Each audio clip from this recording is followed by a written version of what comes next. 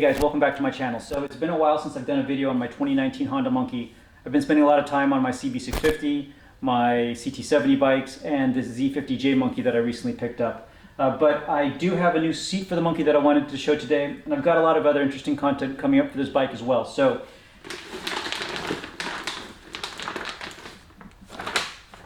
today I've got the Takegawa tuck and roll seat. I've actually gone through quite a few seats on this bike.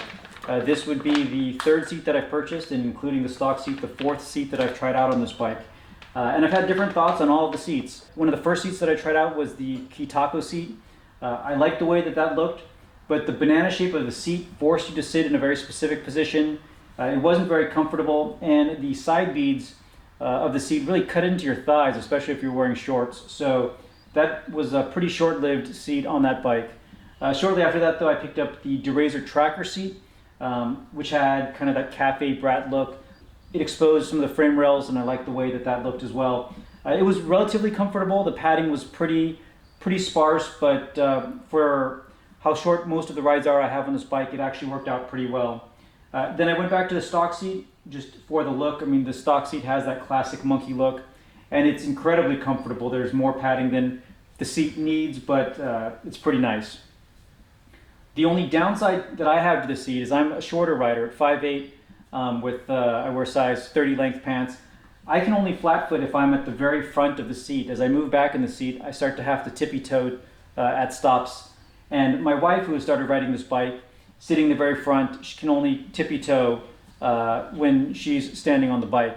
And she's 5'4", and if she moves further back in the seat, she can't touch at all. So the idea with this seat, I both like the aesthetic of it. It has more of that classic look and shape. It's supposed to be a little bit lower, but still with a good deal of cushioning to make for a comfortable ride. So I'm going to get this on the bike and try it out.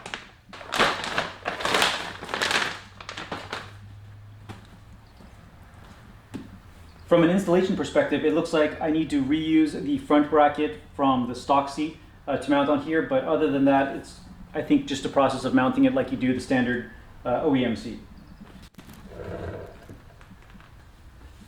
And I guess there, just to set them one on top of the other, you can see the profile is a little more curved. Overall height looks like it's going to be a little bit lower, but it has the horizontal ribs that I think is a good look, and they run all the way down instead of being changed here at the bead with a flat piece of vinyl. So let's get this on the bike.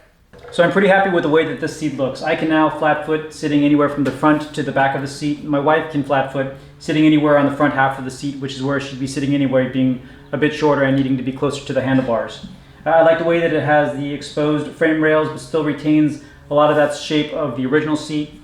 I have the tank risers, but I have about the same clearance between the front of the seat and the tank as I did with the stock setup.